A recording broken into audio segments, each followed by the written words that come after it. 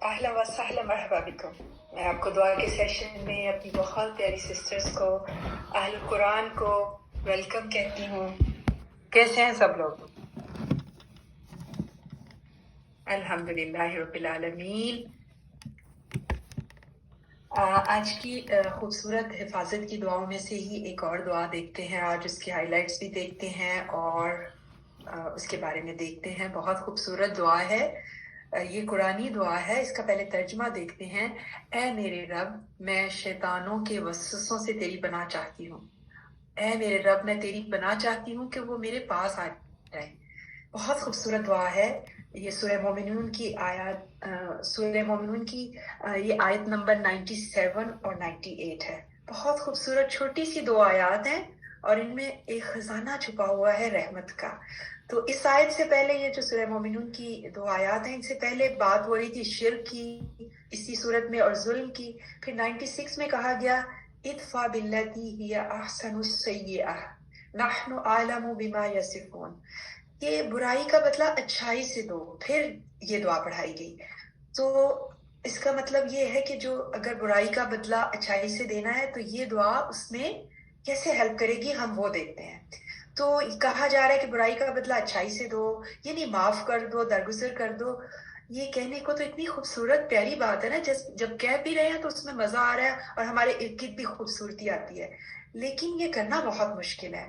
یعنی in other words کہا جا رہا ہے کہ اگر آپ سے کوئی بہت غصے سے پیش آ رہا ہے اور آپ کو پتا بھی ہے آپ کا کوئی قصور نہیں ہے، لیکن وہ بہت ہی غصے میں ہے بندہ اور غیر اخلاقی انداز سے آپ سے اختیار کیا ہوا ہے مسلسل، یا پھر آپ کو پتہ چلتا ہے کہ آپ کے بارے میں باتیں کی جا رہی ہیں.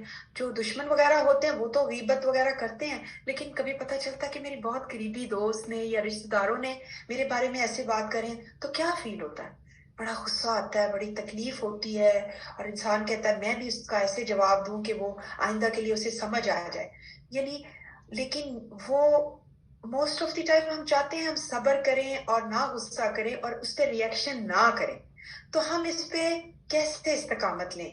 تو اس استقامت کو لوگوں کو معاف کرنا، چھوڑ دینا، صبر کر لینا انشاءاللہ تعالیٰ دعاؤں کی مدد سے آسان ہوتا ہے. اور خاص طور پہ آپ اس دعا کا اس کے ساتھ تعلق دیکھیں گے. وہ اس طرح کہ ہر طرح کے غصے اور غم کے اور پریشانیاں کہاں سے شروع ہوتی ہیں نا؟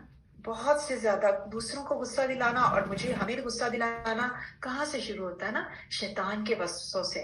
اسی لیے تو کہا گیا کہ وہ ہمارا کھلا دشمن ہے اور اس سے ہم باخبر ہیں. کیا کرتا ہے؟ اس کے دل میں بھی ڈاکے میرے بارے میں خیالات ڈالتا ہے اور مجھے بھی بھڑکاتا ہے کہ وہ دیکھو تمہیں کیسے غصہ کر رہی تھی اور تم نے کیوں اس کو چھوڑ دیا، اگر ایسے کرتے رہو گے تو وہ تو بہت بڑھ جائیں گے. تو وسوسے اور مسلسل، تو اس کو ہم دیکھتے ہیں. اللہ سبحانہ تعالیٰ نے ہمیں اس کے بارے میں پہلے بتا دیا کہ ہمارا کھلا دشمن ہے. اور جب شیطان نے وعدہ کیا تھا، شیطان نے ایسا کیا تھا کہ میں تیرے بندوں کو ضرور بہکاؤں گا، تو اللہ سبحانہ تعالیٰ نے کیا کہا تھا کہ میرے مخلصین بندے تیرے چکر میں تیرے بارے میں نہیں آئیں گے. تو ہمیں ایک اور چیز پتہ چلی کہ ہمیں اللہ کے مخلص بننے کے لیے ضروری ہے کہ ہم شیطان کے بندوں کو سمجھیں. تو اس دعا میں اگر سب سے پہلے آپ دیکھیں ہمازات کو سمجھیں کہ اس کا روٹ کیا ہے. ہا میم زانا، چبنا، جیسے سوئی چبونا یا چوکا لگانا. اور اس کا ایک مطلب ہوتا ہے نچوڑنا. جب ہم نچوڑنے کی، اسکویز کرنے کی بات آتی تو کیا ذہن میں آتا ہے نا؟ لیمن. تو اگر ہم لیمن کو نچوڑتے ہیں تو کیا ایسا کرتے ہیں کہ ہم ایک ہی دفعہ کر کے تو اس کو چھوڑ دیتے ہیں؟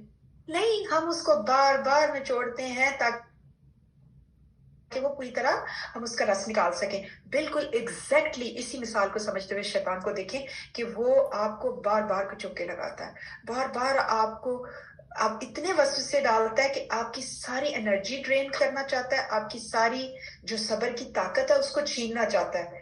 تو وہ کیا کرتا ہے کہ ہر وقت اور ہر لمحے وہ اس پہ کام کرتا ہے. اور دوسری اس کی کوالٹی ہے کہ وہ مسلسل کرتا ہے، کبھی تھکتا ہی نہیں. اچھا، کیا وہ بڑوں کو، چھوٹوں کو، کسی کو چھوڑتا ہے؟ نہیں، وہ تو کسی بچے دودھ پیتے کو نہیں چھوڑتا. یہاں تک کہ کوئی موت کے قریب ہے اس کو یہ نہیں ہوتا تو وہ اس کو بھی بہکانے کی کوشش کرتا ہے. اس کا ٹارگٹ ہر کوئی ہے، جوان، بوڑھا، بچہ، سب کچھ. اور کیا وہ کوئی وقت چھوڑ دیتا ہے؟ نہیں، وہ سوتے میں بھی ہمارے پر کام کرتا ہے، جاگتے وقت بھی کرتا ہے. اگر ہم قرآن پڑھنے لگے تو کیا کرتا ہے، کیسے وسوسے ڈالتا ہے نا. تو ہمیں کیا کرنا ہے؟ اس وقت کون سی دعا پڑھنی ہے؟ جب قرآن میں وسوسے آئے تو اللہ کے نبی نے بتا دیا ہے. ہمیں قرآن سے کیا پتہ چلتا ہے؟ سورہ نحل کی آیت نمبر 98 فَإِذَا قَرَأْتَ الْقُرْآنَ فَاسْتَعِذْ بِاللَّهِ مِنَ الشَّيْطَانِ الرَّجِيمِ. تو ہمیں یہ دعا پڑھ لینی ہے اور ہم اللہ کی حفاظت میں آ گئے. اچھا نماز میں کیا ہمیں کرتا ہے؟ وسوسے ڈالتا ہے؟ نماز میں ہمیں کتنی نماز وہ بھلواتا ہے، خشوع و خضوع ختم کرتا ہے ہماری. یہ نہیں یاد رہتا کہ ہم نے کتنی رکعات پڑھی ہیں، اور اس میں کیا خنزب ہوتا ہے نا وہ شیطان جو نماز میں کرتا ہے. پھر کیا ہمیں کھانے پینے میں وہ کرتا ہے؟ اللہ کا ذکر بلوا دیتا ہے. پھر ہمیں گھر داخل کی دعائیں بلوا دیتا ہے. غرض کہ اگر ہم 2 لوگ مجلس میں ہوں تو اس میں بھی وہ وسوسے ڈالتا ہے، اور زیادہ لوگ ہوں تو مطلب وہ مسلسل اپنا کام کرتا ہے. کام کی جو کوالٹی ہے اس میں وہ کبھی وہ فرق نہیں آنے دیتا اپنی مستقل مزاجی کی وجہ سے، اور ہر لیول پہ کام کرتا ہے. اگر دیندار ہے تو دین کے مطابق، تم نے ساری عمر بس پڑھتے پڑھاتے ہی رہنا ہے اور کچھ نہیں کرنا، زندگی تو ایک ہی دفعہ ملتی ہے، انجوائے کرنا ہے، تم بھی کچھ کرو یہ وہ. اور اگر بے دین ہے تو اس کے مطابق اس کا ٹارگٹ ہر بندہ ہے دنیا میں. اچھا شیطان کو کیا ملے گا اتنی محنت کر کے؟ وہ یہ سب کیوں کر رہا ہے اتنی جانفشانی سے؟ اس لیے کہ وہ خود جنت سے نکل گیا ہے اور وہ چاہتا ہے کہ کوئی بھی اس میں نہ جا سکے. اور ہم انسانی نیچر کو بھی تھوڑی سی سمجھے. ایسا ہوتا ہے نا کہ بعض دفعہ ہمیں کوئی چیز ملی ہے، ہمارے نمبر اچھے نہیں آئے تو ہم کہتے ہیں دوسروں کے بھی نہیں آئے. ہوتا ہے نا ایسے. تو یہ شیطان اس سے کروڑوں گنا اس کا یہ جو لیول ہے وہ بہت زیادہ ہے. اس کو کبھی نہیں چاہے گا کہ کوئی ایک بھی جنت میں جائے. تو ہمیں اللہ کی مدد اور اللہ کی دعائیں، قرآن کا ساتھ یہ ہر وقت چاہیے. شیطان کا کام ہی یہ ہے کہ ان کو یا تو میں ماضی کے غموں میں پریشان کروں، یا پھر میں ان کو مستقبل کے خوف ان میں الجھا کے رکھوں. اس سے کوئی بھی بچا نہیں، ہم سب بھی نہیں بچے، اور صحابہ اکرام بھی بہت پریشان ہوتے تھے. اللہ کے قریبی پیارے ساتھی کیا کرتے تھے؟ وہ کہتے تھے کہ ہمیں دین کے بارے میں اور اللہ کے بارے میں ایسے وسوسے آتے ہیں کہ اگر ہم ان کو بیان کرنے سے بہتر ہے کہ ہم اپنے آپ کو ختم کر لیں.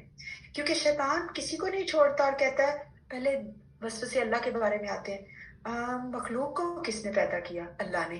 اچھا پھر اللہ کو کس نے پیدا کیا؟ یعنی وہ ایسی ایسی جگہوں سے آتا ہے کہ انسان کے شک شبے میں ڈال دیتا، پتہ نہیں آخرت ہے بھی کہ نہیں، اور مرنے کے بعد کچھ بھی نہیں ہے، اور ہم ایسے ہی سارا کچھ دنیا کا چھوڑ کے بیٹھے ہوئے ہیں. تو ہمیں بہت بہت اللہ کی پناہ چاہیے ہر چیز میں. اور ہمیں اٹھتے بیٹھتے جب بھی کوئی وسوسہ آئے تو ہمیں اعوذ باللہ من الشیطان الرجیم بسم اللہ پڑھ کے کام شروع کریں. اور نماز میں خاص طور پہ اگر آئے تو یہ دعا ضرور پڑھ لیں، اعوذ باللہ السمیع العلیم من الشیطان الرجیم من حمزہ ونفخہ ونفثہ. یعنی اس کے وسوسوں سے، اس کی پھونکوں سے، اس کے دھتکارنے سے اللہ میں تیری پناہ میں آتی ہوں. اور یہ اللہ کی بڑائی بیان کرنا شروع کر دیں. اور یہ بہت ہی مؤثر آپ دیکھیں گے کہ یہ ہوگا کہ اگر اللہ کی تعریف شروع کر دیں، ہوا اول ہوا آخر ہوا ظاہر ہوا الباطن وہو بکل شیء قدیر.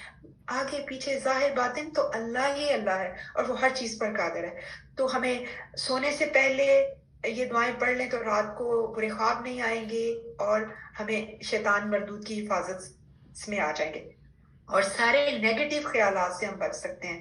تو یہ بہت مؤثر دعا ہے. اس کو ہم نے اپنے صبح شام میں کر لینا ہے کہ ہم شیطان کے وسوسوں سے بچ سکیں، اور اپنے کھلے دشمن کو صحیح طرح سے یاد، مطلب کہ جتنا وہ محنت کرتا ہے اتنی ہم دعائیں پڑھیں بس.